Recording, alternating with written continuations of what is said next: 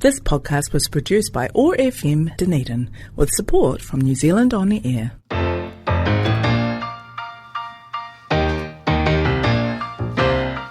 Ever wonder about the stories of the women around you? We wanted to create an intentional space for women to share the wisdom they have gained through life experiences. Tune in to be in awe of some of the Wonder Women in our midst. Wondering Women on OAR FM Dunedin.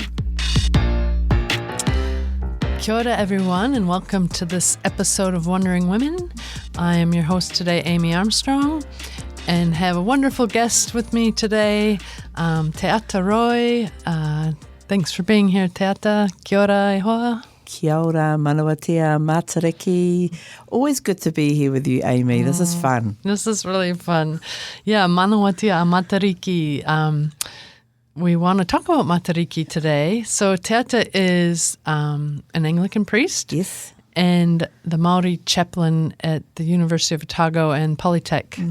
And because we're celebrating Matariki at the moment, I wanted to talk a little bit with Te Ata about it, just to get to know a little bit more about what it is, what we're celebrating, why we're celebrating, and so those of you who don't know, Matariki is a celebration here in Aotearoa of the Māori New Year, and when the stars, the cluster Matariki or Pleiades is seen on the horizon. It's a time when the Māori knew it was time to start planting their crops. That's right.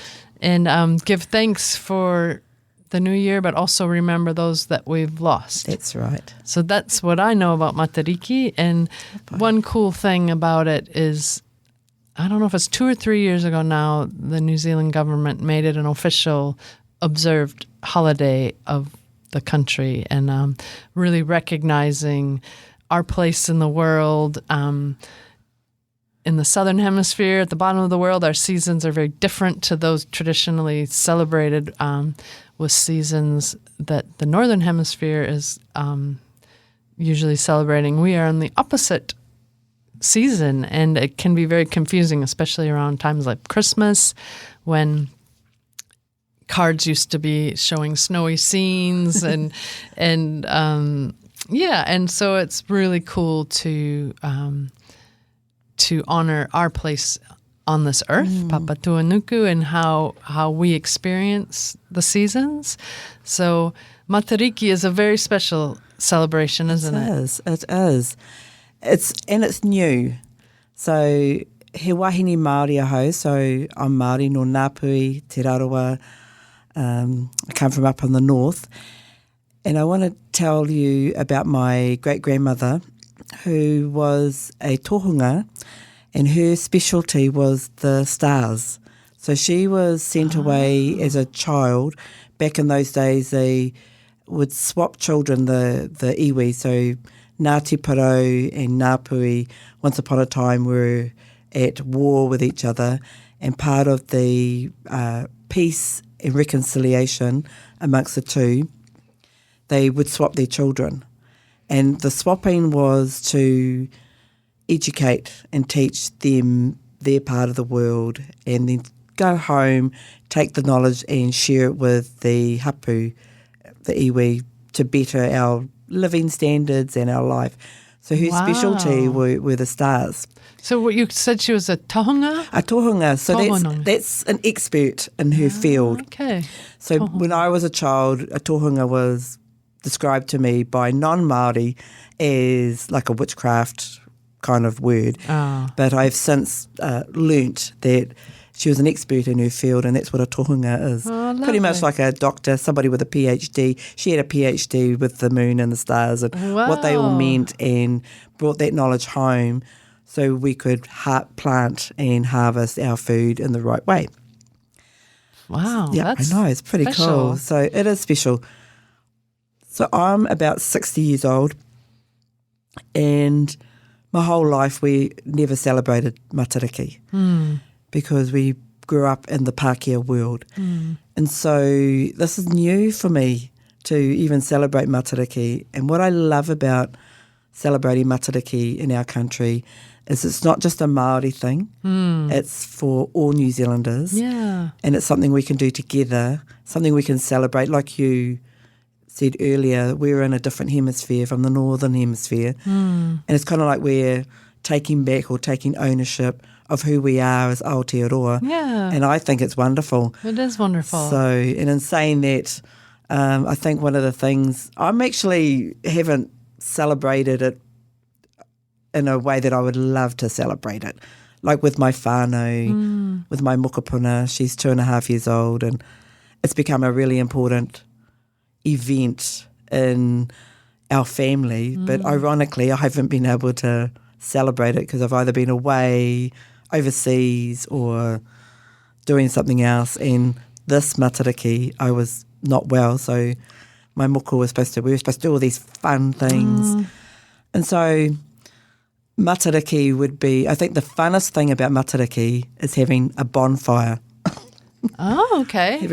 Cool. Because that brings family naturally together. So if I think back to our people back in the day, they would have to have fires going in the cold winter, as we do at home now. But it was a time where family would gather and the stories would be told. And I've got plenty of memories of when I was a child, and our favourite time in the North Island in the winter, we'd have one fire probably in the winter because it doesn't get that cold up in Whangarei. Yeah. And what I used to love about it, and whether it's a bonfire or a fire at home, is the gathering around and the darkness and the light and just telling stories. And can you imagine our Matariki celebration out in the darkness, and you can see the lights shining brightly.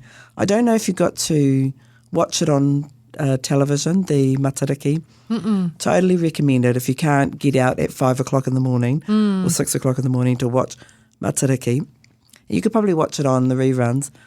So this year it was celebrated for the whole of New Zealand in Tamaki Makaurau in Auckland. And I think it was the first time you actually could see when the camera The rising of the stars. Yeah, you could actually see Matariki.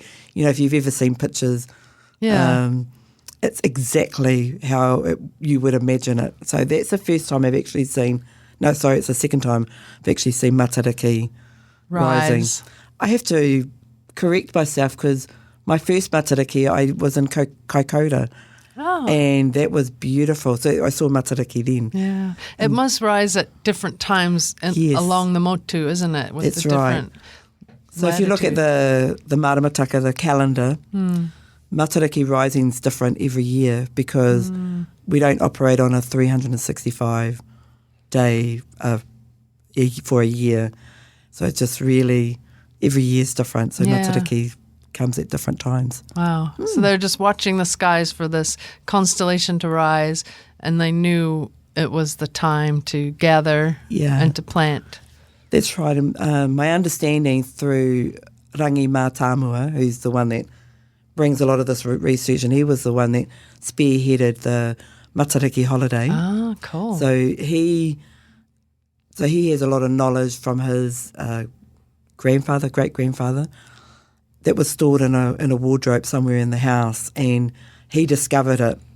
And the intricate details of Matariki, and that's on the East Coast, which is where my great-grandmother studied the stars as well. So I'm wondering if she was anywhere near Rangi Mātāmua's whānau, where she learnt it, but it was obviously as a big thing back then. There's so much that we don't know about the stars and the importance of all that. At the end of the day, God's creation is absolutely, hands down, the most wonderful thing we could observe and imagine and be a part of. We went to, my family, Manapuri for the Matariki weekend, and the first night we arrived, it was a clear sky and the stars were stunning, and it felt like a real honoring and acknowledging, like standing out, seeing all the stars in the Milky Way. I didn't see Matariki rise because I wasn't up at that time, but it just, like you say, that creation and God's stunning glory, and just really honouring our time and place. That's right. But Yeah. I want to hear about is it your great-grandmother, did you say, or grandmother? My great-grandmother. Yeah, yes. tell us about her. She was actually a rātana anahera pono. Okay. And so she became a Christian at some stage in her life. And I don't know if you know much about the Tohunga Suppression Act. So there was a government law that came in that you weren't allowed to operate as a tohunga. So I don't really know the full story of how that affected her, but what I do know about my great-grandmother is that she still operated in her gifts of healing and in her knowledge of the stars. So, and she became a Christian, I don't know what year, but it just empowered her even more in her gifting. Wow. And so I have no stories of Matariki. So it's just my imagination says she was a woman that loved her whānau, loved her hapu, and she did all that she could to benefit her people. And healing was a big part of who she was, which is also part of the Rātana faith, that they were great healers, not only in New Zealand but across the world. So Rātana was a indigenous Māori faith, wasn't it? So Wiremu Rātana, he was actually, I hope I get this right, baptised Anglican. Okay. And something to do with Methodist, or the other way around, baptised Methodist, but he was strong in his Christian faith. Okay. And he had an amazing, what would you call it, a encounter with God. So the Holy Spirit came to him in a cloud, basically proclaimed him to be a healer, that he was going to, God was going to use him to unite the Māori people. Wow. And part of his ministry was healing, so he was huge on that. And so he travelled the world, actually, probably as, I'm trying to think of a modern healer, so maybe a Pentecostal healer of the world. The name escapes me, but anyway, Wiremu Rātana was a healer that he would do amazing healings, like just out of the box. So so Wiremu Rātana was the man who God came to. But in like early 1900s or? Yeah, what would it be? I want to say 1930s, somewhere around there. Okay, yep. And so from his work, his ministry, the church was born, the Rātana Church, named after him. And so they're based in Whanganui. My great-grandmother's story was she was barren and she was looking out, her whare looked out on the ocean by Amarai, and she could see these people getting dunked in the water. And so she thought, she went to go and investigate. And as she went down there, she got dunked in the water. Long story short, she became pregnant. Wow. And voila, I am here today. Wow. She had lots of children, but her faith in Jesus Christ was very, very strong, according to my mother, who was very close to my great-grandmother. And my mother, interestingly enough, didn't grow up a Christian. And when I became a Christian, she told me this story about my great-grandmother, and she said, you actually remind me of her, which is really, really cool. And so she walked in her ministry of healing.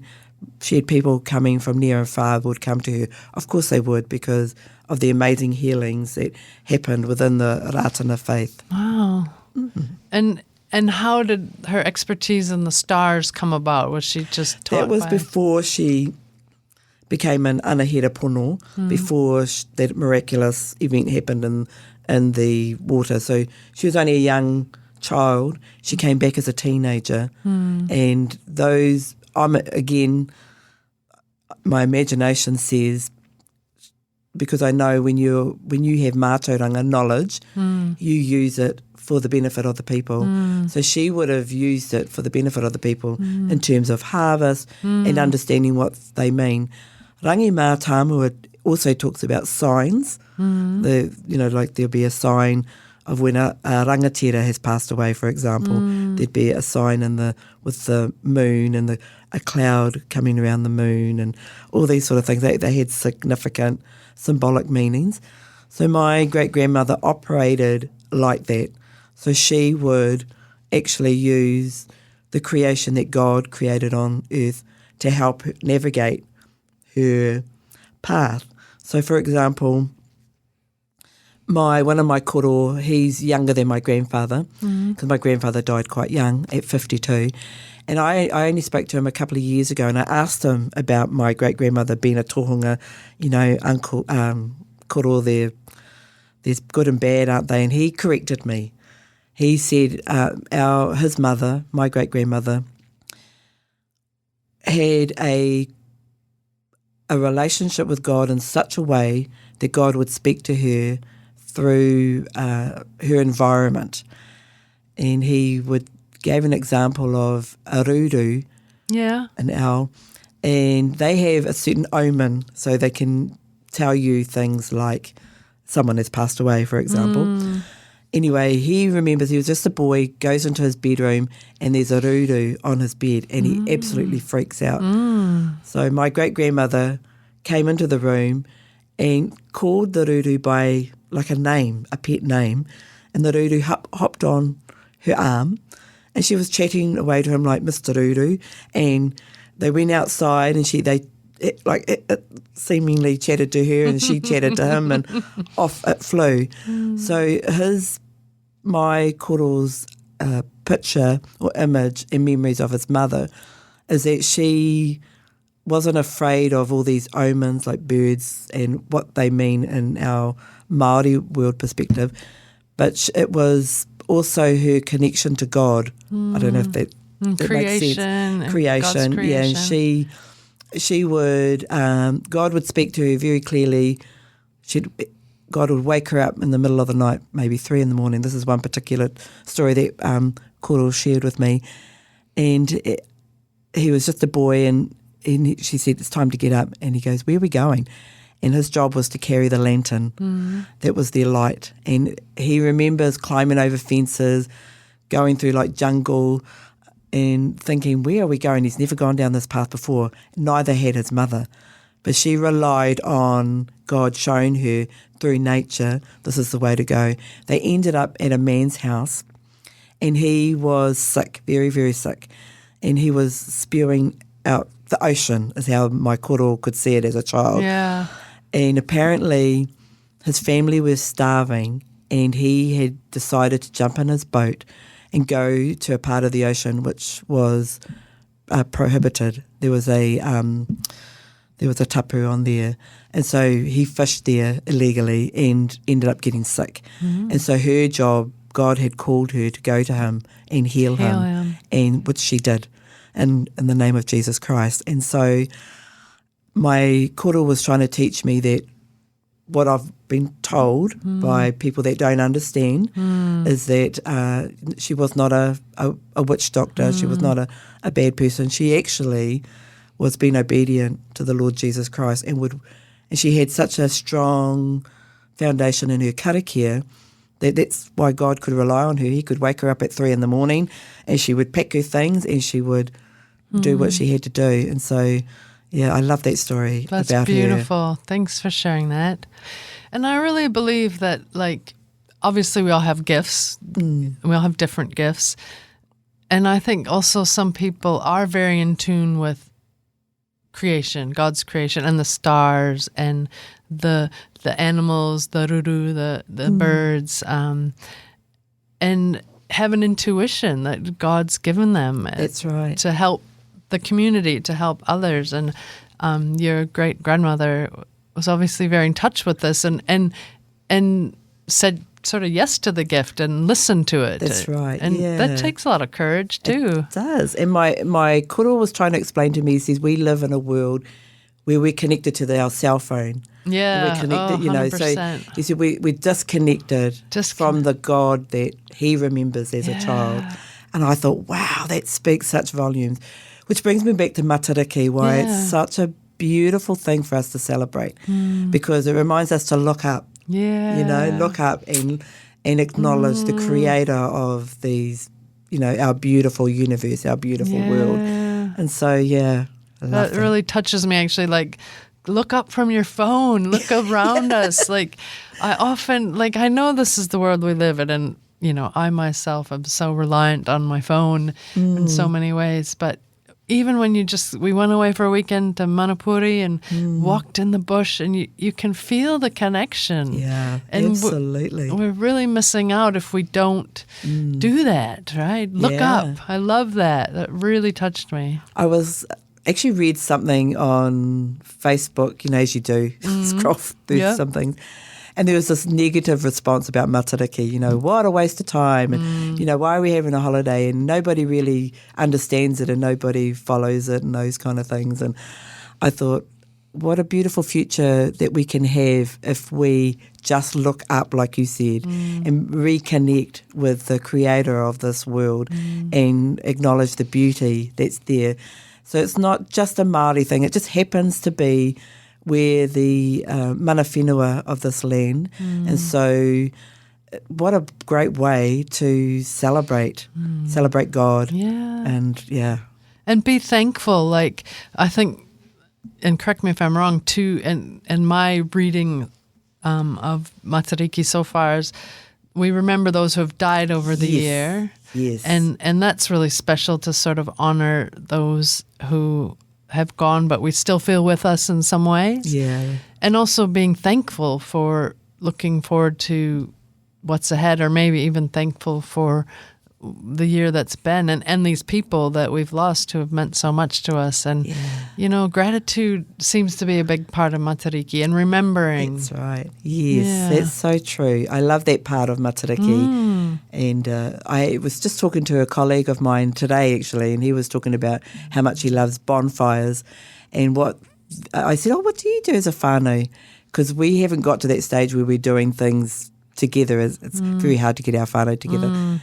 And he loves the gathering together, and what they do is they write down the names of their loved ones that have passed, and because he loves bonfires so much, they put their names in the bonfire, and you could see the flames flicker up and heading towards the stars. And so they do a little karakia, and they talk about how Pūtakawa, the star, gathers them up. And I thought, that's so cool.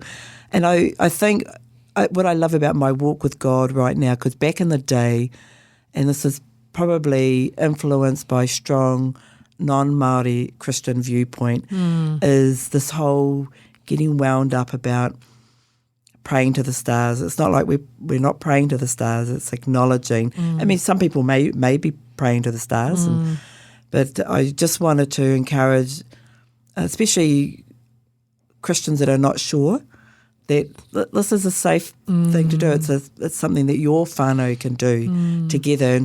And what is the purpose? What's the kaupapa? That is to gather together as a whānau and to encourage the aroha, to bring reconciliation and healing, to bring healing to the mamai, the pōri, the grief that if we've just recently lost one. I see it, Matariki, celebrating Matariki and all the things wonderful things we can do creatively as whānau is all part and parcel of bringing the love and the peace and the healing. Yeah. And that's my take on it. And I think, those naysayers who think, Matariki, what good is it? I think it's so good. Yeah. So good.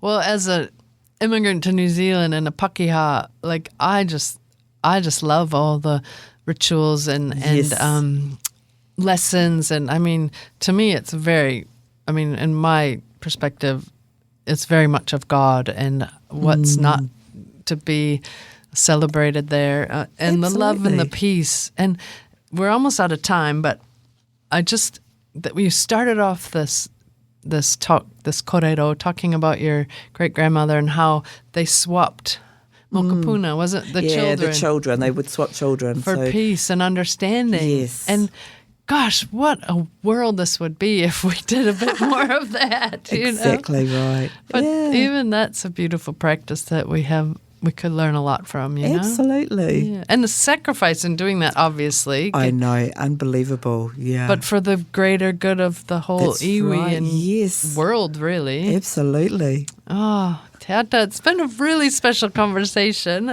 Thanks for coming in, especially when you don't feel 100%, to share your wisdom and your knowledge that's been passed on to you, you know? And I love how you've reclaiming it, you know, and like you say, go learning about your great grandmother who had these gifts and knowledge, and it's been really, really cool to hear about. And I just want to thank you and honor you for sharing that. Oh, you're welcome, Amy. I always love this with you. We just bring out the kōrero that's in me, because I had no idea what I was going to speak on today. Well, it's been beautiful. Yeah, you know, God is with us, and we're just so blessed, and it's been wonderful. Thank you for inviting me. Ngā mihi, aroha ki a koe. Oh, kia ora, and ngā mihi nui to you as well. And thanks everyone for listening. I hope you learned a little something about Matariki today, and enjoyed it as much as I have.